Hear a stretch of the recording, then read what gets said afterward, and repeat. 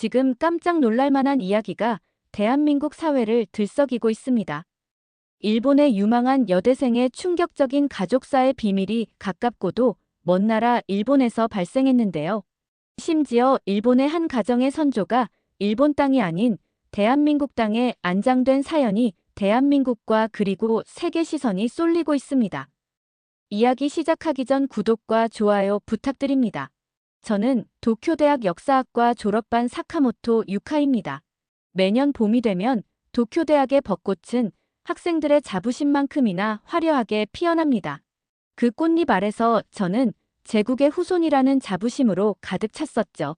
어쩌면 그 자부심이 제 눈을 가렸는지도 모릅니다. 조선은 일본의 근대화 덕분에 발전했다. 교실에서 교수님이 이렇게 말할 때마다 저는 고개를 끄덕였습니다.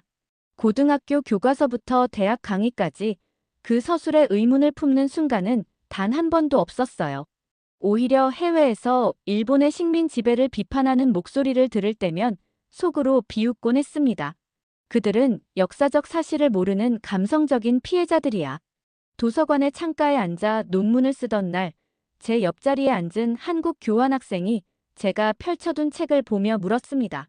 그 책에서는 위안부 문제를 어떻게 다루고 있어요? 저는 차갑게 대답했습니다. 그건 이미 해결된 문제예요. 일본 정부가 배상도 했고 사과도 했죠. 더 이상 정치적으로 이용하는 건 좋지 않아요.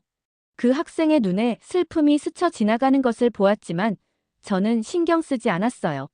그저 자신의 나라를 부정적으로 보이게 하는 사실들을 인정하기 싫은 감정적인 반응이라고 생각했으니까요. 부모님과 함께 사는 집의 거실에는 증조할아버지의 군복이 액자에 담겨 벽에 걸려 있습니다. 어릴 때부터 저는 그 앞에서 가문의 역사를 배웠어요. 유카. 우리 가문은 메이지 시대부터 일본의 발전을 위해 헌신해온 명문가야. 특히 너의 증조할아버지는 대동아 공영권을 위해 목숨을 바친 분이셔. 하지만 증조할아버지의 부인이었던 할머니 유화에 대한 이야기는 항상 짧게 끝났습니다. 언젠가 아버지의 술자리에서 친척 한 분이 유화 할머니는 사실 조선의 독립운동에 관여했다더라라고 말했을 때 온 방안이 얼어붙었던 기억이 납니다. 저는 바로 반박했어요. 그건 가문의 수치예요. 증조할아버지께서 그런 여자와 결혼했을 리가 없습니다. 아버지는 그날 이후로 할머니에 관한 이야기를 더욱 금기시했습니다. 때때로 어머니가 유화 할머니는 정말 아름다운 분이셨대라고 말씀하실 때면 아버지는 항상 화제를 돌리셨죠. 제 방 책장에는 일본 제국의 영광을 다룬 책들로 가득 차 있었습니다. 저는 그 속에서 자랑스러운 역사를 발견했고 그것이 제 정체성이 되었어요. 누군가 일본의 과거 행적을 비판할 때면 마치 저 자신이 공격받는 것처럼 느껴졌습니다. 졸업 논문 주제를 일본 제국의 동아시아 근대화 공헌으로 정했을 때 지도 교수님은 흡족해 하셨어요. 사카모토 양, 자네는 진정한 일본의 정신을 이해하고 있군.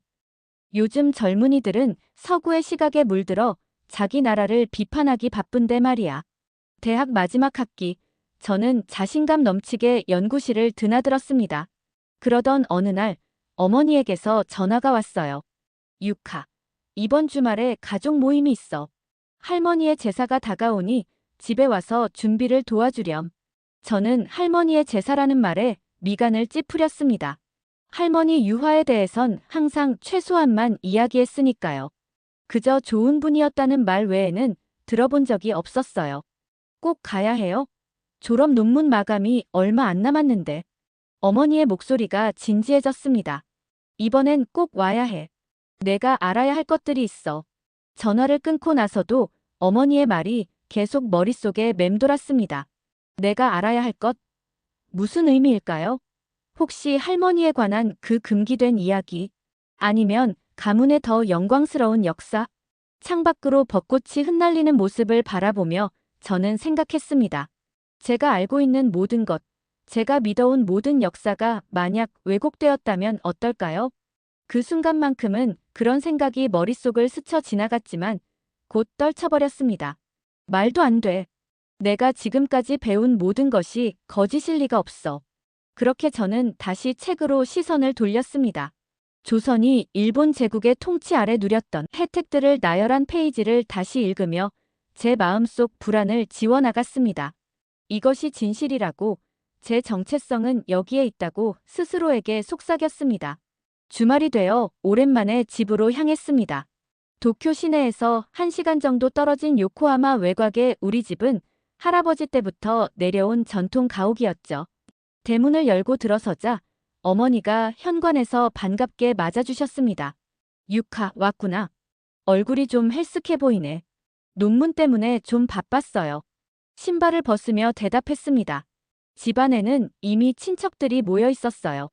삼촌과 숙모, 사촌들까지. 오랜만에 보는 얼굴들이었습니다. 거실에 앉자 삼촌이 물었죠. 유카, 졸업 논문 주제가 뭐라고 했더라? 일본 제국의 동아시아 근대화 공헌에 관한 내용입니다. 자신감 있게 대답했어요. 삼촌은 고개를 끄덕였지만 어머니의 표정이 잠시 굳어지는 것을 놓치지 않았습니다. 평소라면 가족들 사이에서 이런 주제는 자랑스러운 대화거리였을 텐데 오늘은 어딘가 분위기가 달랐어요. 저녁 식사 후 어머니가 저를 할머니의 옛방으로 불렀습니다.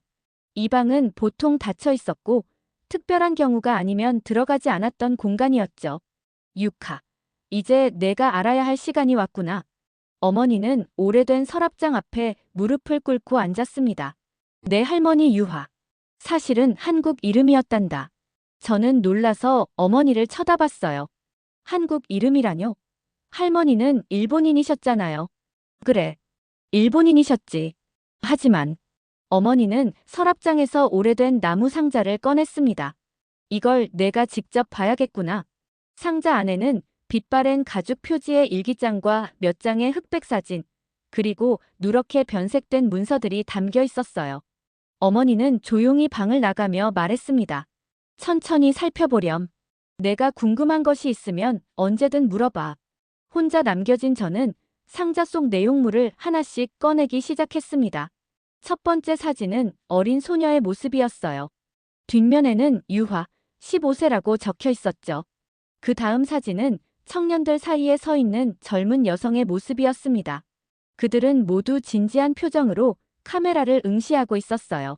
사진 뒷면에는 동지들과 함께 1936년이라고 적혀 있었습니다. 동지라는 단어에 가슴이 쿵 내려앉았어요. 그리고 그 다음 사진. 제 손이 떨렸습니다. 할머니로 보이는 여성이 조선 여성과 함께 찍은 사진이었어요. 그 여성의 팔에는 선명한 멍과 흉터가 있었고 할머니는 그 팔을 부드럽게 감싸고 있었습니다. 숨이 막혔어요. 이게 무슨 의미인지 알 수 없었지만 지금까지 배웠던 모든 것과는 너무나 다른 이미지였습니다. 떨리는 손으로 일기장을 집어들었어요. 첫 페이지에는 한글로 적힌 문구가 있었습니다. 그 아래에 일본어로 이 땅의 아픔은 나의 침묵으로부터 시작되었다라고 번역되어 있었어요. 페이지를 넘기자 할머니의 섬세한 필체가 나타났습니다. 1935년 3월 15일. 오늘 경성거리에서 또 학생들이 체포되었다. 그들이 원하는 것은 단지 자유뿐인데 왜 우리는 이토록 잔인해진 것일까? 요시다는 내게 조선인들과 어울리지 말라 경고했지만 더 이상 눈을 감을 수 없다. 나는 선택해야 한다. 손이 덜덜 떨렸습니다. 다음 페이지, 또 그 다음 페이지. 모든 내용이 충격적이었어요. 할머니는 일본인이면서도 조선의 독립운동에 관여했던 것이었습니다. 일기에는 비밀 모임, 체포된 동지들에 대한 이야기, 그리고 일본 헌병 때의 감시를 피해 활동했던 내용이 상세히 적혀 있었어요. 그리고 또 다른 사진이 눈에 들어왔습니다. 할머니가 한복을 입고 있는 모습이었어요. 그 밑에는 유화, 해방 후 1946년이라고 적혀 있었습니다.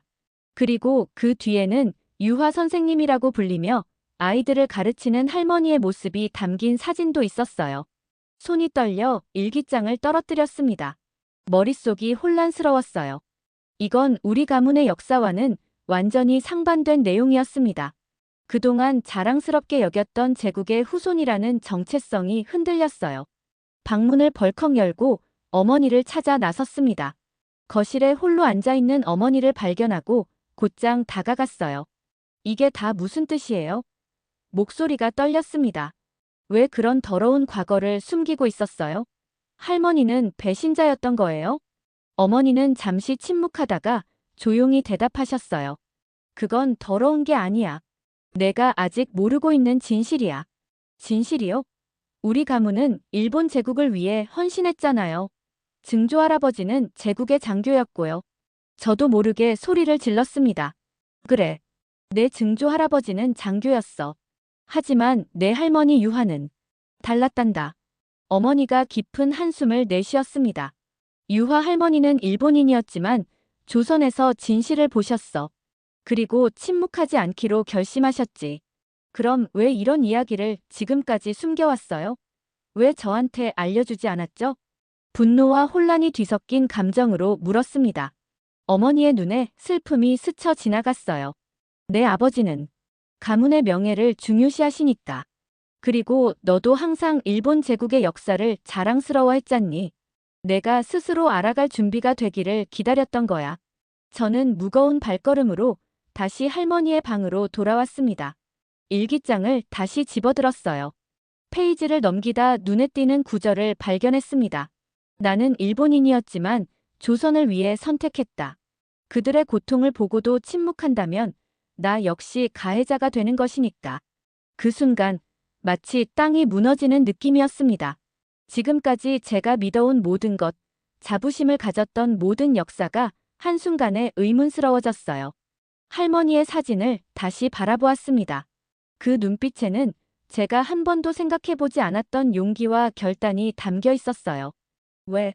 왜 조선을 위해서 일본인의 명예를 버리면서까지 방 안에 홀로 앉아 저는 할머니의 일기를 한 장 한 장 읽어나갔습니다. 밤은 깊어갔지만 제 마음속 혼란은 더욱 깊어져만 갔어요. 그날 밤 잠을 이루지 못했습니다. 할머니의 일기장을 억지로 넘겨보다가 한 문장에 멈춰 서게 되었어요. 이 땅의 아픔은 나의 침묵으로부터 시작되었다. 이 문장이 제 가슴을 찌르듯 깊게 파고들었습니다. 창밖으로 새벽이 밝아오고 있었죠. 눈이 따끔거렸지만 계속해서 일기를 읽었어요. 일본어와 한글이 뒤섞인 페이지들 사이에서 또 하나의 문장이 눈에 들어왔습니다. 나는 일본인이었지만 조선을 위해 선택했다. 이 말 앞에서 저는 한참을 생각했어요. 왜 조선을 위해서 일본인의 명예를 버리면서까지? 이 질문이 머릿속을 맴돌았습니다. 아침 식사 시간, 가족들 사이에서 저는 침묵했어요. 숟가락으로 밥을 뒤적이기만 했죠. 어머니의 걱정 어린 시선이 느껴졌지만 고개를 들 수 없었어요. 다시 할머니의 방으로 돌아와 남은 문서들을 살펴보았습니다.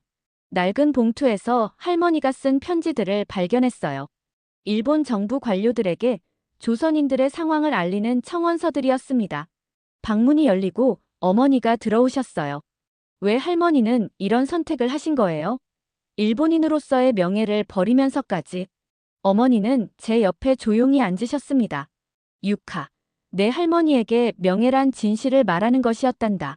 진실을 보고도 침묵하는 것이 더 큰 수치라고 생각하셨어. 하지만 그건 배신이잖아요. 제 목소리가 작아졌습니다. 유화 할머니는 인간으로서의 양심을 선택하셨어. 그것이 배신일까? 아니면 더 높은 차원의 충성일까? 상자 속에서 또 다른 사진을 발견했어요. 아이들 사이에 서 있는 할머니의 모습이었죠. 학교 개교식 1947년이라고 적혀 있었습니다. 이건 뭔가요? 어머니에게 물었어요. 해방 후 할머니는 고아가 된 아이들을 위한 학교를 여셨단다. 특히 일본군 위안부 출신 여성들의 자녀들과 혼혈 아이들을 돌보셨지. 그 말에 가슴이 찌릿했습니다. 위안부. 대학에서 그저 정치적으로 이용되는 이슈라고만 배웠던 그 존재들. 할머니는 그들의 아픔을 직접 마주했던 거예요. 할머니는 왜 일본으로 돌아오셨어요? 내 증조 할아버지 때문이었단다. 할머니가 한국에서 그런 활동을 한다는 소문이 퍼지자 가문의 명예가 실추된다며 강제로 데려오셨어. 그 후로 할머니는 가족들 사이에서도 고립되었지. 그런데 왜 우리는 이런 이야기를 모르고 자랐어요? 내 아버지는 가문의 명예를 중시하신다. 그리고 사실 나도 내가 혼란스러워할까봐 두려웠던 것 같아. 창가로 걸어가 바깥 정원의 벚꽃나무를 바라보았습니다. 거실에 걸린 증조 할아버지의 군복 차림 사진이 떠올랐어요. 할머니의 일기장을 다시 집어들고 페이지를 열었습니다. 1943년 8월 10일. 오늘 또 5명의 소녀들이 끌려갔다. 그들의 가족들이 울부짖는 소리가 귓가에서 떠나지 않는다. 요시다는 내게 이것이 제국의 필요라고 말하지만 어떤 제국이 어린 소녀들의 희생 위에 세워져야 하는가? 일기장을 덮고 눈을 감았습니다. 숨이 가빠지는 느낌이었어요. 지금까지 제가 믿어왔던 모든 것이 무너져 내리는 것 같았습니다. 도쿄로 돌아가는 기차 안에서 창밖을 바라보았어요. 어둠 속에 희미하게 비치는 불빛들처럼 할머니의 이야기는 제 마음속에 희미한 빛을 던지고 있었습니다. 도쿄에 도착하자마자 한 가지 결심을 했어요. 할머니의 발자취를 따라가 보겠다고. 도쿄 대학교 도서관에 앉아 논문을 수정하던 중 제 손이 멈췄습니다. 할머니의 일기장에 반복해서 등장하는 장소들이 머릿속을 맴돌았어요. 경성감옥, 탑골공원, 수원의 작은 학교. 할머니가 직접 걸었던 그 길을 저도 걸어봐야 한다는 생각이 들었습니다. 그날 밤 한국행 비행기 표를 예약했어요. 어머니에게 전화를 걸었죠. 어머니, 제가 한국에 가보려고 해요. 그럴 줄 알았단다. 할머니도 내 나이쯤에 중요한 결정을 하셨어. 어머니는 반대하지 않으세요? 유카, 진실은 스스로 찾아야 하는 거야. 다음 날 어머니가 택배로 보내준 작은 상자를 받았어요. 그 안에는 녹슨 작은 열쇠와 메모가 들어있었습니다. 수원 매살로 32번 길. 이것이 내가 찾아야 할 곳의 단서였어요. 인천공항에 발을 내딛는 순간 낯선 공기가 제 얼굴을 감쌌습니다. 이상하게도 처음 와본 곳인데 어딘가 친숙한 느낌이 들었어요. 첫 번째로 방문한 곳은 서대문형무소 역사관이었습니다. 일기장에서 경성감옥이라 불렸던 곳이죠. 입구의 높은 담벼락 앞에 서자 할머니의 일기가 생각났어요. 1940년 4월 3일. 오늘도 경성감옥 앞에서 기다렸다. 박진희가 고문을 당했다는 소식이 들려왔다. 내가 그녀에게 약을 전해줄 수 있을까? 전시관 안으로 들어가 천천히 걸었습니다. 좁은 감옥복도, 고문 도구들. 할머니가 본 광경과 같았을까요? 여성 독립운동가 전시실에서 흠칫 놀랐어요. 할머니가 일기에서 언급했던 박진희의 사진이 있었습니다. 박진희 1918-1945. 여성 독립운동가. 경성여자고등학교 교사로 재직하며 비밀리에 학생들에게 조선어와 역사를 가르쳤다. 1940년 체포되어 고문을 당했으며 해방 직전 옥사했다. 다음으로 독립기념관을 방문했어요. 일제강점기의 역사를 접하며 충격을 받았습니다. 대학에서 배운 근대화 지원이 아닌 착취와 억압의 역사가 펼쳐져 있었어요. 조선어 학습 금지, 창씨개명 강요, 강제징용. 교과서에서는 언급되지 않았던 내용들이 상세하게 기록되어 있었죠. 마지막으로 수원의 주소를 찾아갔습니다. 오래된 주택가 사이에 낡은 건물이 있었어요. 유화 선생님의 작은 학교터라는 표지판이 눈에 띄었습니다. 떨리는 손으로 어머니가 준 열쇠를 자물쇠에 넣었어요. 열쇠가 딸깍 돌아갔습니다. 안에는 작은 전시 공간이 있었어요. 벽에 걸린 학교 봉사자 명단의 첫 번째 이름이 유화 선생님이었습니다. 전시실 안쪽에 계시던 노인이 저를 보고 다가왔어요. 무엇을 도와드릴까요? 유화가 제 할머니였습니다. 노인의 눈이 커졌습니다. 유화 선생님의 손녀분이십니까? 정말 반갑습니다. 유화 선생님은 해방 후에도 조선 고아들을 위한 무료 학교를 운영하셨죠. 특히 위안부 출신 여성들의 자녀들이나 혼혈 아이들을 돌보셨어요. 그 말을 들은 순간 가슴속에서 무언가가 울컥 올라왔어요. 제가 그동안 얼마나 무지했는지 깨달았습니다. 노인은 낡은 앨범을 꺼내셨어요. 이건 우리가 소중히 보관하고 있는 사진들입니다. 페이지를 넘기자 한복을 입고 아이들과 웃고 있는 할머니의 모습이 나왔습니다. 일본에서 본 적 없는 행복한 표정이었어요. 할머니는 여기서 행복해 보이시네요. 네, 유화 선생님은 항상 웃음을 잃지 않으셨어요. 선생님이 일본으로 강제로 돌아가신 후에도 이곳의 아이들은 선생님을 잊지 않았습니다. 호텔로 돌아와 할머니의 일기장을 다시 펼쳤어요. 이제는 그 말들이 다르게 느껴졌습니다. 나는 제국의 영광보다 인간의 존엄을 선택했다. 그것이 과연 배신일까?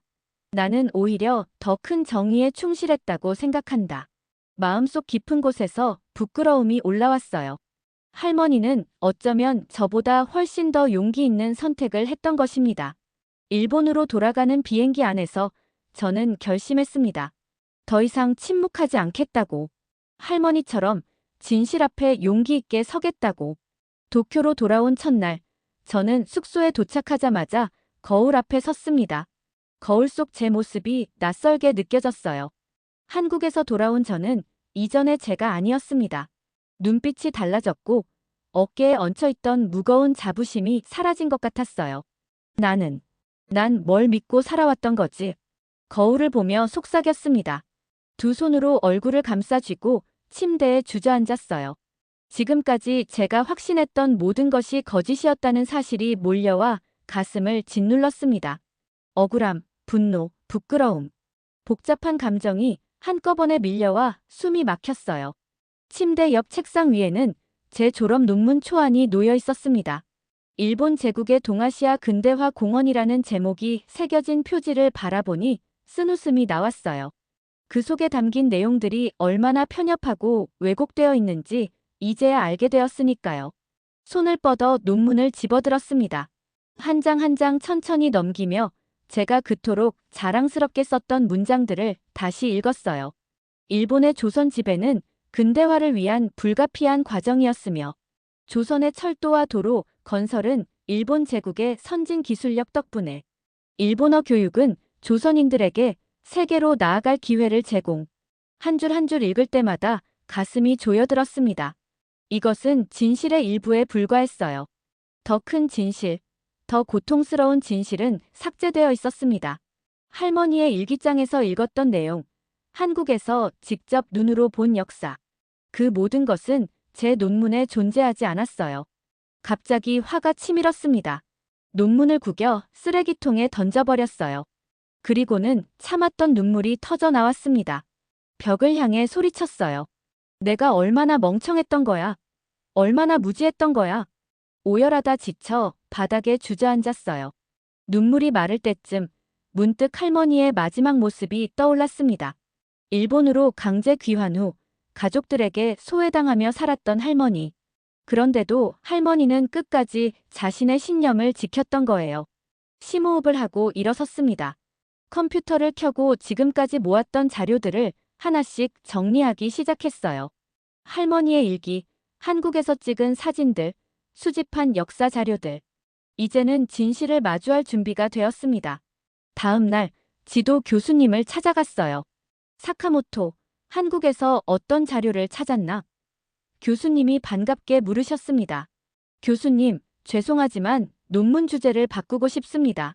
단호하게 말했어요. 교수님의 표정이 굳어졌습니다. 무슨 소리야? 졸업이 얼마 남지 않았는데. 네, 알고 있습니다. 하지만 잠시 숨을 고르고 말을 이었어요. 제가 지금까지 쓴 내용이 편향되어 있다는 것을 깨달았습니다.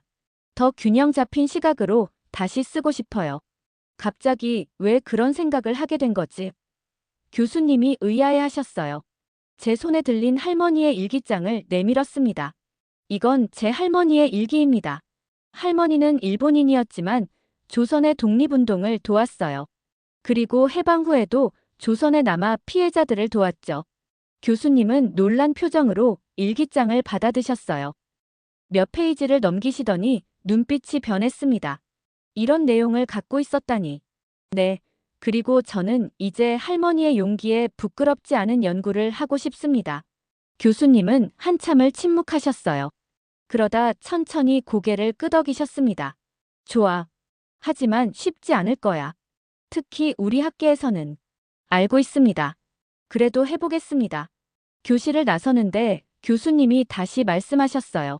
사카모토, 가끔은 진실을 말하는 것이 가장 어려운 선택이란다. 내 할머니처럼. 그 말에 눈시울이 붉어졌지만 꾹 참았습니다.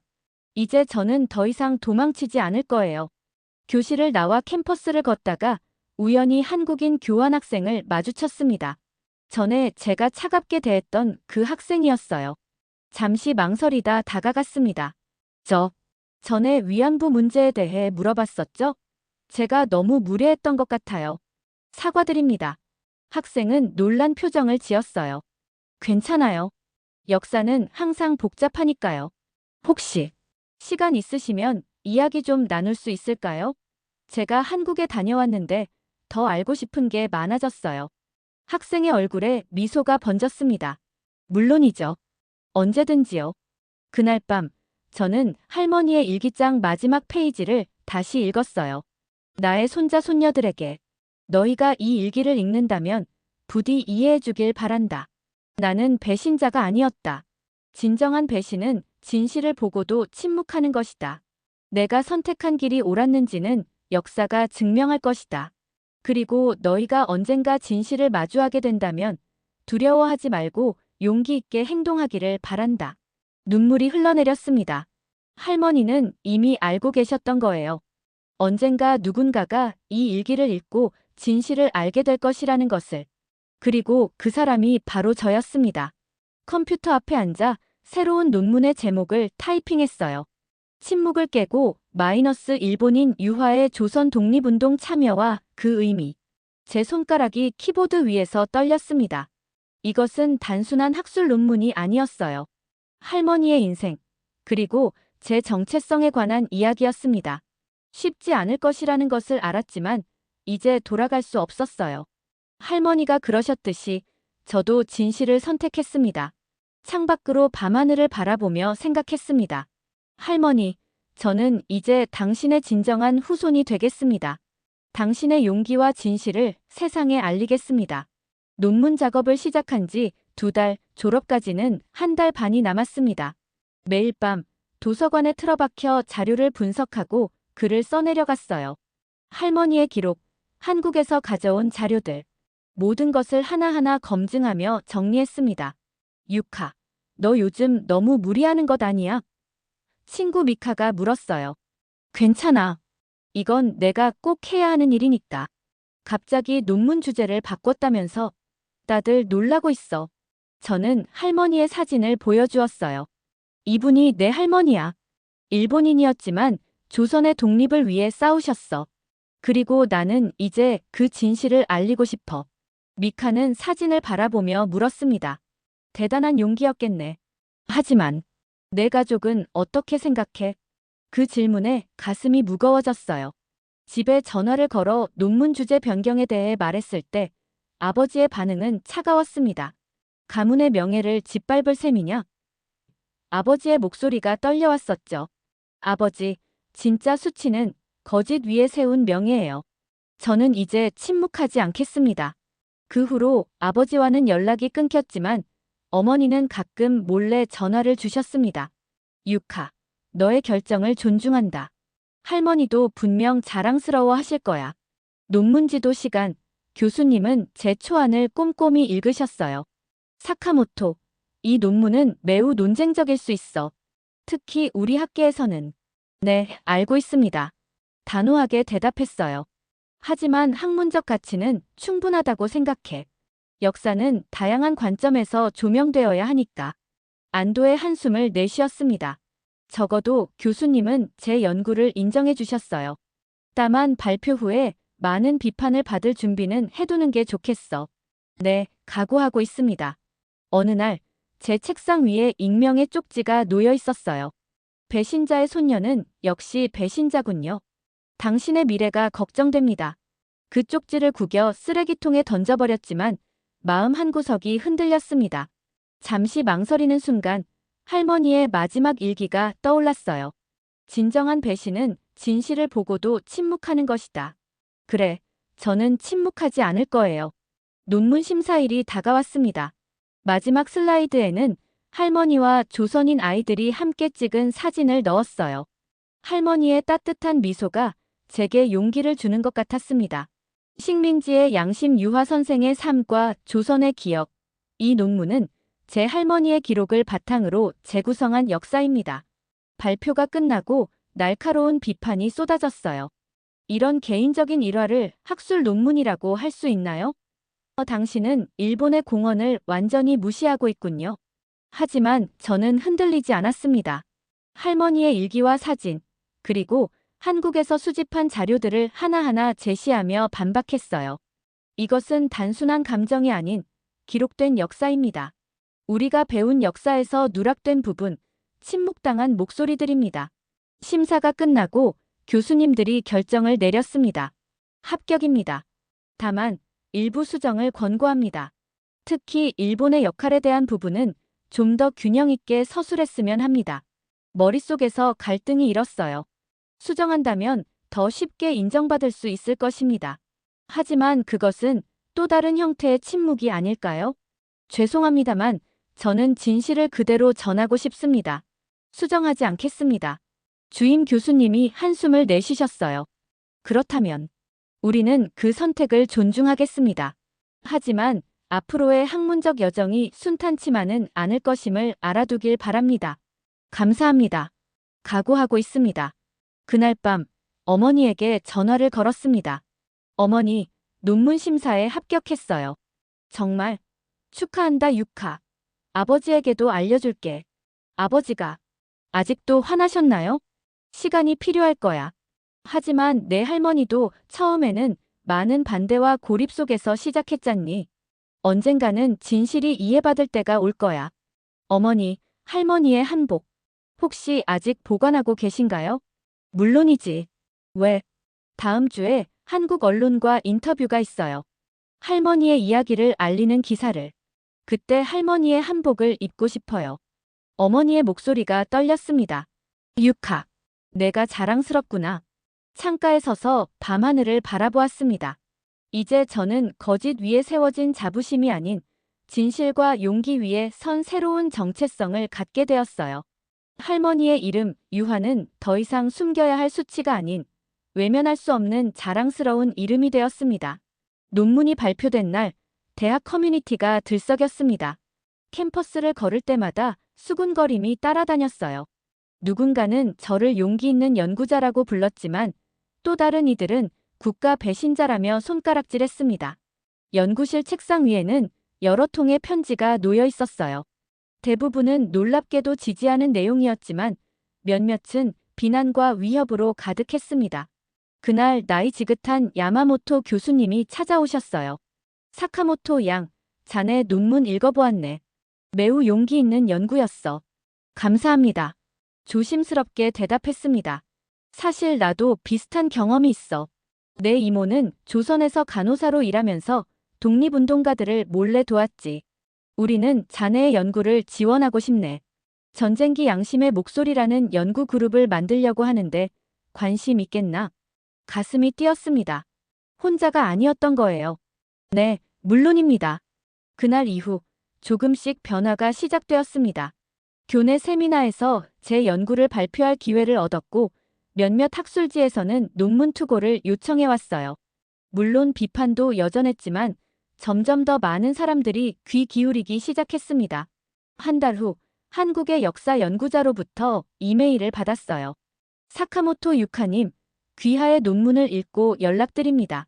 저는 서울대학교 역사학과 김민준 교수입니다. 일제강점기 기억과 화해 심포지엄에 연사로 참여해 주실 수 있을까요? 손이 떨렸습니다. 한국에서 제 연구에 관심을 갖다니. 곧바로 수락 답장을 보냈어요. 서울로 떠나기 전날 학과장님이 연구실을 방문하셨습니다. 우리 학과를 대표해서 가는 거네. 자랑스럽게 생각해. 처음에는 내 연구가 논란이 될까 걱정했지만 이제는 그것이 우리 학과의 학문적 다양성을 보여준다고 생각해. 서울 심포지엄장에 도착했을 때 예상보다 많은 사람들이 모여 있었어요. 할머니의 한복을 입고 연단에 올랐습니다. 안녕하세요. 저는 사카모토 유카입니다. 오늘 저는 제 할머니 유화에 대해 이야기하려 합니다. 그녀는 일본인이었지만 조선의 고통을 외면하지 않았습니다. 발표가 끝나고 기자들이 몰려왔어요. 다음 날 한국 주요 언론에 기사가 실렸습니다.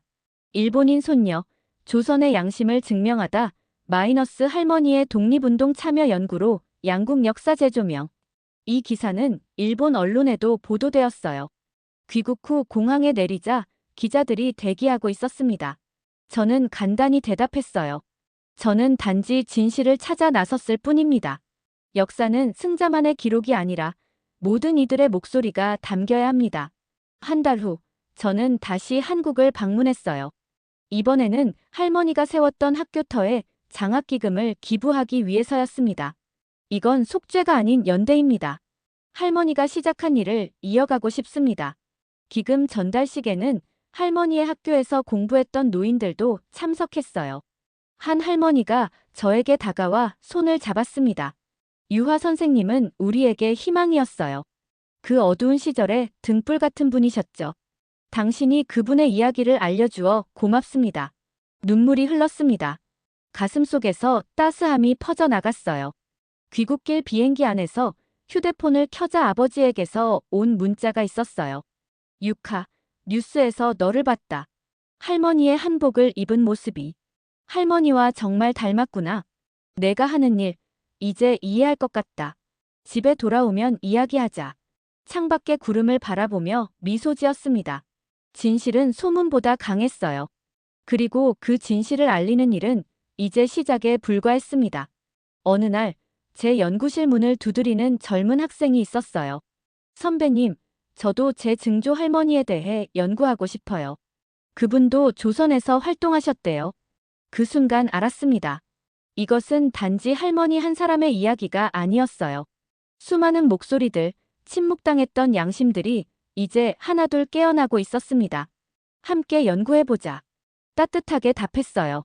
진실은 결코 영원히 묻히지 않으니까. 한국과 일본을 오가며 강연과 연구를 이어간 지 1년이 지났습니다.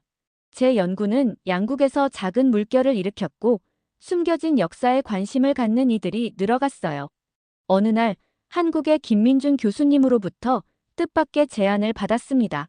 사카모토 선생님, 올해 광복절 행사에 특별한 순서를 마련하고 있습니다. 유화 선생님의 유해를 독립기념관 뒤뜰에 안치하는 것에 대해 가족들의 동의를 구하고 싶습니다. 순간 숨이 멈췄어요. 할머니의 유해를 한국의 가족들, 특히 아버지가 허락할까요? 용기를 내어 집에 전화를 걸었습니다. 아버지가 받으셨어요. 아버지, 할머니에 관한 이야기가 있어요. 김 교수님의 제안을 전했습니다. 전화기 너머로 아버지의 깊은 한숨이 들렸어요. 유카, 그동안 내가 오해하고 있었구나. 할머니를 배신자라고 생각했는데 알고 보니 더 큰 용기를 가진 분이셨어. 눈물이 흘렀습니다. 아버지의 이런 말을 들으리라고는 생각도 못했어요. 할머니의 유해가 그분이 진정으로 사랑했던 땅에 묻히는 것이 옳을 것 같구나. 가족 회의를 열어보마. 일주일 후 온 가족이 모인 자리에서 할머니의 유해를 한국으로 이장하기로 결정했어요. 아버지가 진지한 표정으로 말씀하셨습니다. 우리 가족은 오랫동안 진실을 외면했어. 이제는 유화 할머니의 선택을 존중하고 싶다. 광복절을 앞두고 저는 가족들과 함께 한국으로 향했습니다.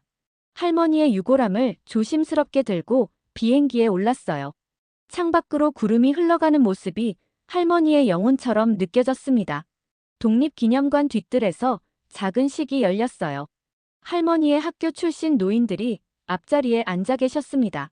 그분들의 눈에는 깊은 존경과 그리움이 담겨 있었어요. 비석에는 이렇게 적혀 있었습니다. 유화 1915-1985- 국적을 넘어 인간의 존엄을 선택한 양심. 제가 무릎을 꿇고 비석 앞에 할머니의 유골함을 안치했습니다. 목이 메어 겨우 말을 이었어요. 할머니, 조선의 딸로서 이제 편히 쉬세요. 그 진심, 제가 이어가겠습니다. 식이 끝난 후 할머니의 옛 제자였다는 노인이 떨리는 손으로 제 손을 잡았어요. 나는 유화 선생님이 우리에게 가르쳐 주신 것을 평생 잊지 않았소. 진실과 용기의 가치를. 이제 당신이 그 뜻을 이어가니 얼마나 기쁜지 모르겠소. 아버지가 다가와 그 노인의 손을 함께 잡았습니다. 말은 없었지만 그 눈빛에서 깊은 이해와 화해의 마음이 느껴졌어요. 저녁 식사 자리에서 김 교수님이 제안하셨습니다. 사카모토 선생님, 유화 선생님의 일기와 자료들을 바탕으로 한 책을 출판하면 어떨까요? 양국의 젊은이들에게 이런 이야기가 필요합니다. 좋은 생각이네요. 저도 그런 계획을 갖고 있었어요. 다음 날 아침, 독립기념관에서 멀지 않은 언덕에 올라 일출을 바라보았습니다. 붉은 해가 떠오르는 모습이 마치 할머니의 영혼이 평화를 찾은 것처럼 느껴졌어요. 할머니, 이제 알겠어요.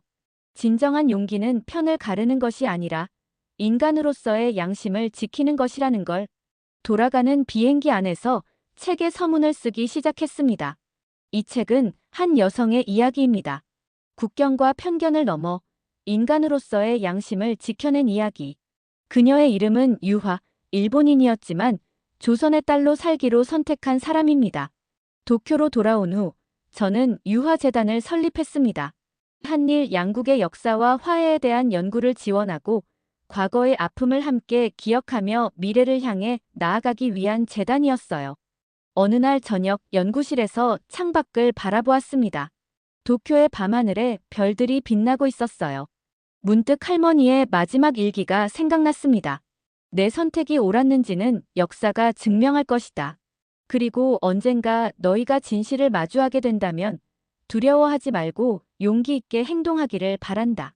미소를 지었습니다. 할머니, 당신의 선택은 옳았어요. 그리고 이제 그 진심은 피를 이어 계속됩니다. 진실은 침묵당할 수 있어도 영원히 묻히진 않는다.